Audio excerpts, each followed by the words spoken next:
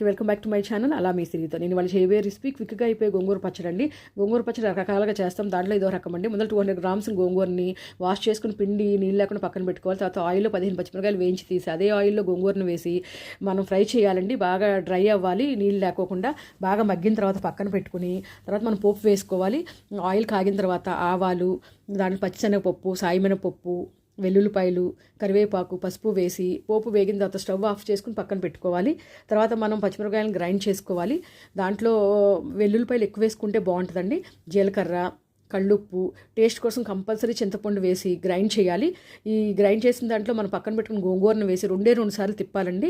ఎక్కువసార్లు తిప్పితే పేస్ట్ అయిపోతుంది, బాగోదు. ఈ గ్రైండ్ చేసిన దాన్ని తీసుకుని పోపులో వేసుకుని తిప్పుకుంటే గోంగూర పచ్చడి రెడీ అయిపోతుంది. చాలా బాగుంటుందండి. దాంట్లో కావాలంటే ఉల్లిపాయ ముక్కలు కూడా చిన్నవి వేసుకోవచ్చు, ఆప్షనల్.